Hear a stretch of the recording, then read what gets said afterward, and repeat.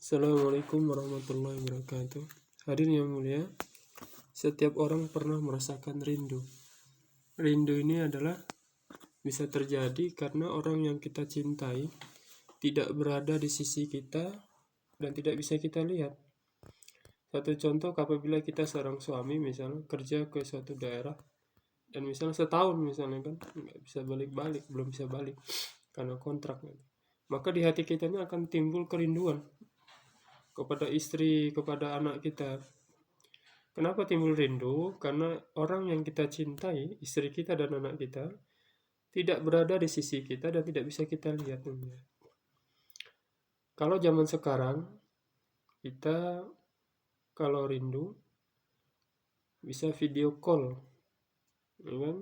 Dengan video call tuh sedikit mengobati rasa rindu kita kepada istri dan anak kita. Kalau zaman dulu, ketika belum ada HP, maka kita nggak bisa buat apa-apa, kecuali hanya doa aja. Dan doanya bisa menangis. Gitu kan?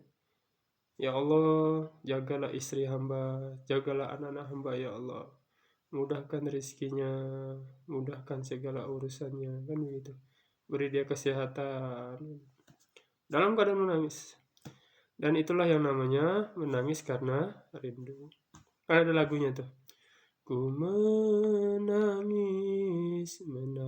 karena rindu. Evita Malaya. Begitu juga kita kepada Allah. Dengan baginda Nabi SAW. Karena rasa cinta kita kepada Allah dan Rasulullah, maka kita akan merasakan rindu kepada Allah dan baginda Nabi SAW. Kenapa rindu kepada Allah dan SAW? Karena zat yang kita cintai Allah dan orang yang kita cintai baginda Nabi SAW itu tidak berada di sisi kita dan tidak bisa kita lihat, maka kita akan merasakan rindu kepada Allah, rindu kepada baginda Nabi SAW.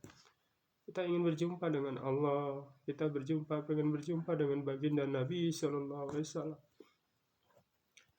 Dan tidak bisa kita buat apa-apa. Kita hanya bisa berdoa kepada Allah dalam keadaan menangis. Ya Allah, aku rindu kepada Engkau ya Allah. Ya Rasulullah, aku rindu kepada Engkau ya Rasulullah. Aku rindu kepada Engkau ya Allah. Aku rindu kepada Engkau ya Rasulullah.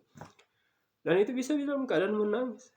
Dan itulah yang namanya menangis karena rindu. Menangis karena rindu kepada Allah. Menangis karena rindu kepada baginda Nabi SAW. Dalam keadaan sholat kita menangis. Dalam membaca Quran kita bisa menangis. Bisa menangis karena rindu kepada Allah.